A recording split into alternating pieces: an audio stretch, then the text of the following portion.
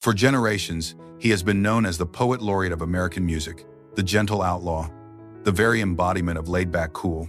They called him the Buddha of country music. His philosophy was simple: I play me better than anybody. This was the man who often said he could put his feelings down in a song easier than he could talk about them. He was the figure who, by all public accounts, never held a grudge.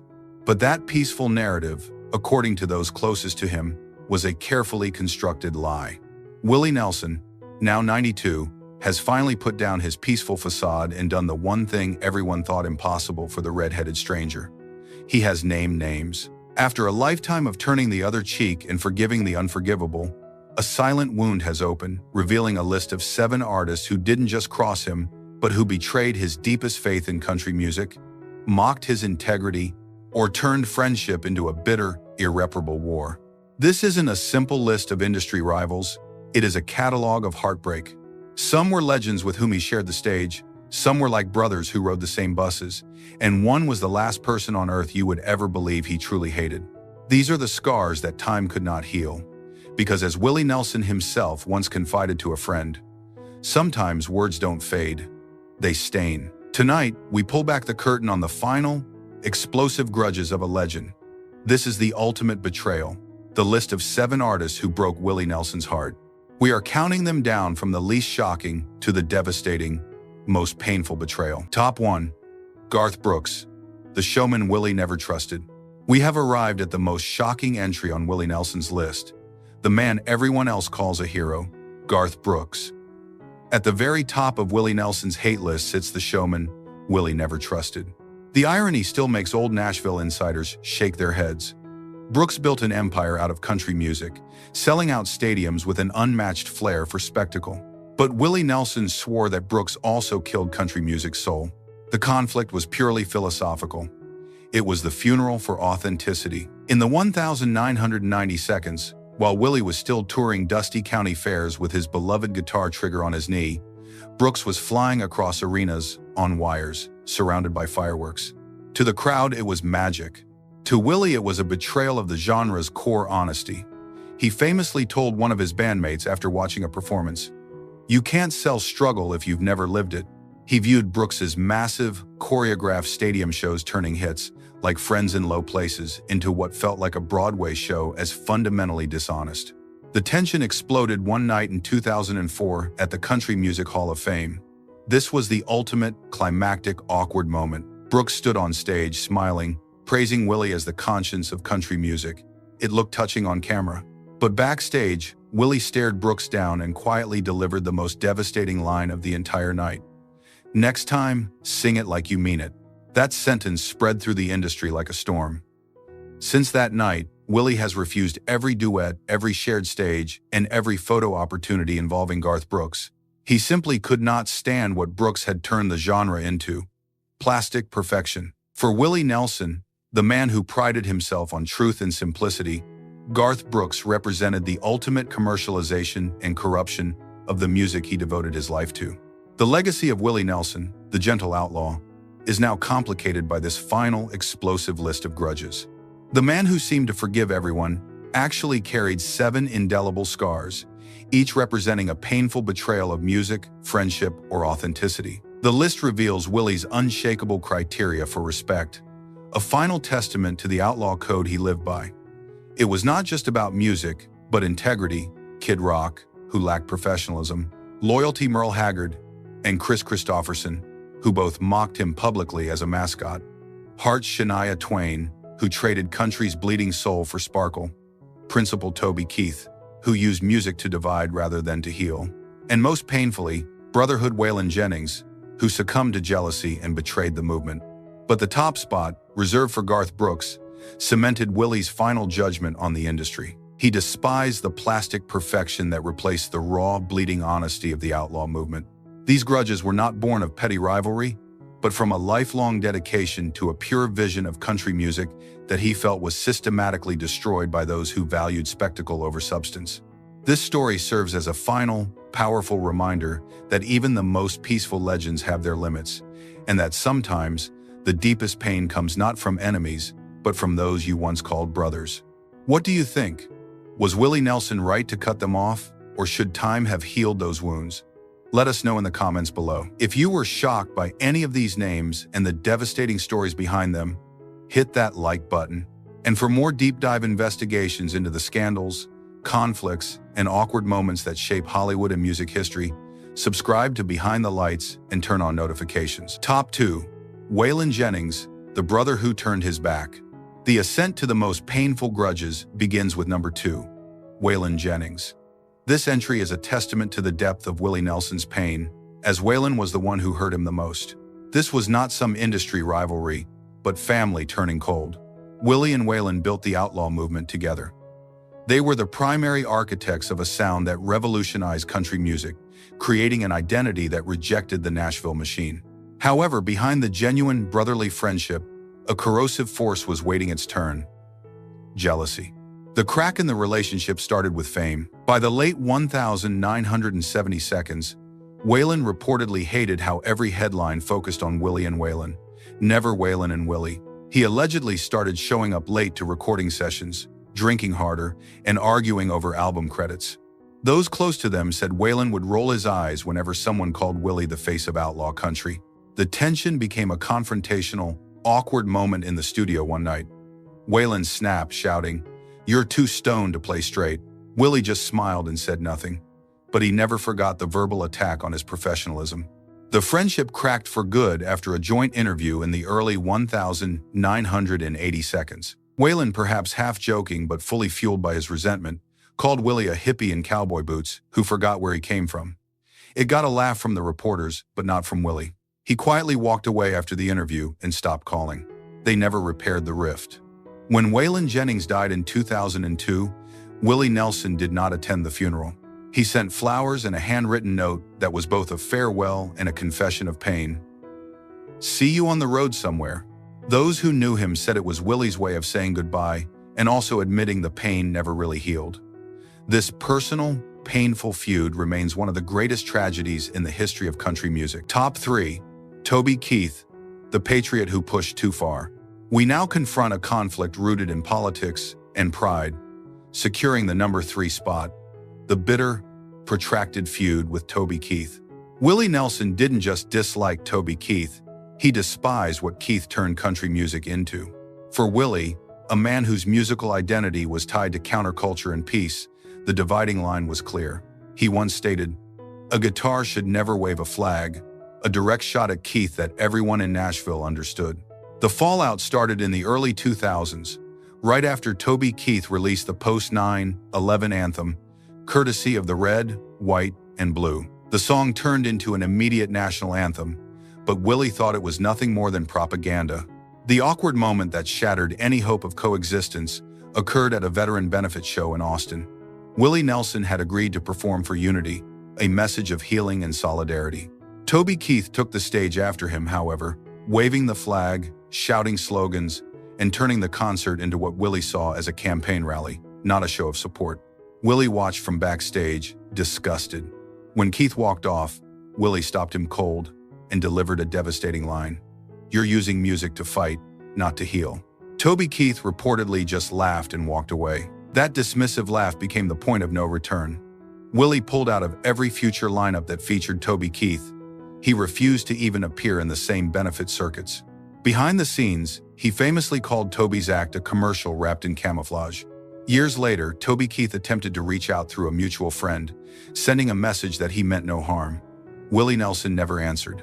He told his crew, "I've met louder men, but not many emptier ones." From that day forward, the rule was silent but absolute. If Toby Keith was on the poster, Willie Nelson was out. This feud was not about sound, but about the misuse of a powerful, sacred platform. Top 4. Shania Twain, the queen who broke Willie's faith in country. As we enter the top 4, the reasons for Willie Nelson's lifelong resentments become less about personal slights and more about ideological betrayal. Number 4 is Shania Twain, the queen of pop country who Willie Nelson felt turned the genre into choreography, a betrayal he viewed as watching a friend sell their soul for sequins. Willie Nelson, a man who famously never cared about glitter, was reportedly left furious by Twain.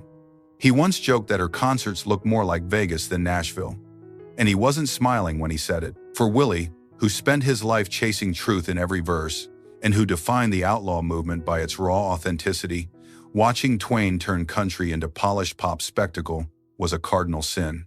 The tension began in the late 1990 seconds, when Shania's crossover hits, like Man I Feel Like a Woman and That Don't Impress Me, were dominating the radio, thrilling Nashville and creating a massive global audience. But Willie was not thrilled. He told a sound engineer on tour, in a quote that quickly became famous, that country is supposed to bleed, not sparkle. It was a clear, poetic articulation of his belief that Twain was stripping the genre of its hard-earned heartbreak and genuine struggle. The moment the tension boiled over came at the CMA Awards. Shania walked away with Entertainer of the Year, marking the complete triumph of the pop country wave she led. Willie Nelson sat a few rows behind, stone-faced. Though cameras caught him clapping politely, backstage he muttered to a friend, "Entertainer, maybe, but that ain't country." In a particularly potent, awkward moment that cemented the feud, Shania Twain approached him moments later, offering a smile, a handshake, everything. Willie Nelson simply nodded once and walked past her like she wasn't even there. Industry observers called it arrogance. Willie called it honesty. He believed she had traded heartache for choreography and real stories for radio formulas. Even today, Shania Twain remains the one Willie Nelson never truly let back in. To him, she was proof that the business had forgotten its backbone. If you bring up her name around Willie, he still changes the subject. Top 5. Kris Kristofferson. The words Willie never forgave. The heartbreak continues to deepen as we arrive at number 5. Kris Kristofferson. Can one sentence truly end a 40-year friendship? For Willie Nelson and Kristofferson, it did. These two men were cornerstones of the outlaw movement. They were, by all accounts, brothers who had overcome every difficulty together. But all it took was one careless sentence to destroy 40 years of loyalty. The fatal, awkward moment occurred during a private fundraiser in the mid-2000s.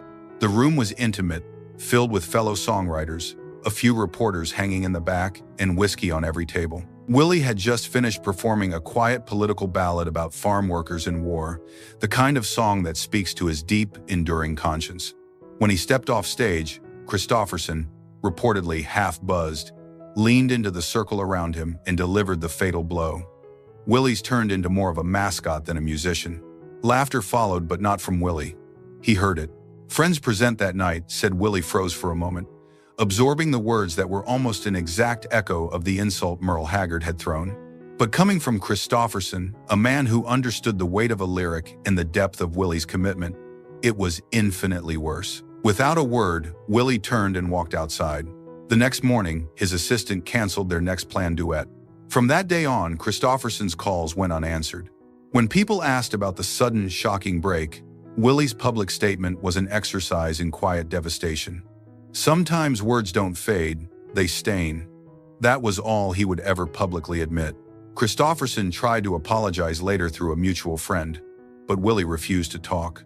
The message he sent back was cold, final, and definitive. "You don't get to call me brother after that." Years of friendship, gone overnight, destroyed by the careless, unthinking cruelty of a single sentence. For Willie Nelson, Kristofferson committed the ultimate sin, confusing his kindness for weakness and his legacy for a costume. Top 6.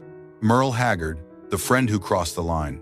The sixth spot on Willie Nelson's list moves us from professional annoyance to profound personal disappointment.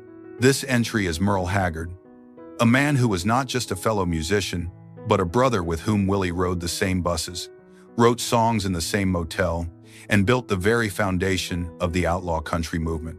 When Merle Haggard took a jab at Willie, it wasn't just another musician running his mouth, it was a brother drawing blood.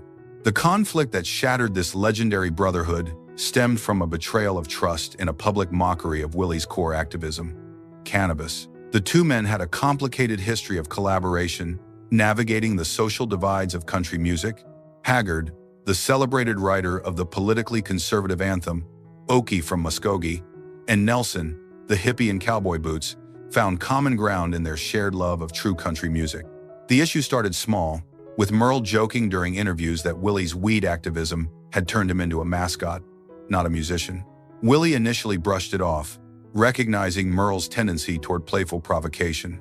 The situation came to an explosive head in a specific, public awkward moment that Willie Nelson would never forget. Merle Haggard delivered the joke again, this time live on stage with Willie Nelson sitting just a few feet away. Haggard looked out at the crowd, said into the microphone, "Weed's a lazy man's crutch," and the crowd laughed. Willie Nelson did not. In that moment, the joke was no longer about activism. It was a character assassination delivered by a supposed friend. Willie quietly strummed his guitar, finished the set, and walked straight to the bus, saying nothing. From that night on, things were never the same. Behind the scenes, the tension was obvious. A joint album they had been planning quietly disappeared from the schedule. Willie's manager started turning down Merle's calls. Years later, when Merle tried to make peace, Willie simply said, "Some things you don't joke about." It wasn't raw anger anymore. It was deep disappointment. When Merle passed in 2016, Willie called him one of the greats. But friends and industry insiders noticed a telling omission. He didn't say, "one of my best friends." That silence spoke volumes. The brotherhood, which had survived decades of hard living, ended with a line that could never be crossed back. Top 7. Kid Rock, the wild one who crossed the line. Coming in at number 7 on Willie Nelson's list is a moment of chaos that perfectly encapsulates the conflict between old-school craft and modern shock value. The disastrous collaboration with Kid Rock. This was not a slow-burn feud born of jealousy, but a single, ugly studio fallout that ended one of Willie's riskiest experiments and left him with genuine disgust. The idea itself felt like a wild gamble. Around 2008, Kid Rock, deep into his self-styled Southern outlaw phase, pitched Willie an idea for a rebellious anthem, something loud, dirty, and genre-bending. Willie Nelson, always open to artistic risk, said yes. The hope was for music. Kid Rock showed up looking for a party. The environment was doomed from the start. Kid Rock walked in late, beer in hand, and immediately started blasting his own songs over the speakers. Willie instantly knew he had made a mistake. The session became an immediate, awkward moment disaster. Musicians there that night recall Kid Rock ignoring every bit of professional direction, shouting, "Let it be raw," while simultaneously drowning Willie's gentle vocals in excessive distortion. It was chaos prioritized over craft. Willie, ever the professional and the elder statesman, tried to calm the situation down, suggesting a softer, more manageable arrangement that would allow the song to breathe. That's when the line was crossed. Kid Rock reportedly laughed in the face of the legend and quipped, "Come on, old man, loosen up." That condescending, dismissive phrase was the final nail in the coffin. It was a failure of respect, not just a failure of sound. Willie Nelson stood up, calmly took off his headphones, and left the room without uttering another word. The session ended instantly, and the track was never released. When asked later about the track, Willie offered a calm, coded statement to a journalist. "Some fires are better left unlit." Behind that poetic reply, however, was real and profound disgust. To Willie, Kid Rock was just another loud voice with nothing real or lasting to say. He refused every invitation to work with him again, establishing a silent rule that marked Kid Rock as the epitome of the kind of sonic chaos and lack of substance he couldn't tolerate. This was a conflict that proved that even the outlaw could not abide a simple lack of professionalism and disrespect for the creative process.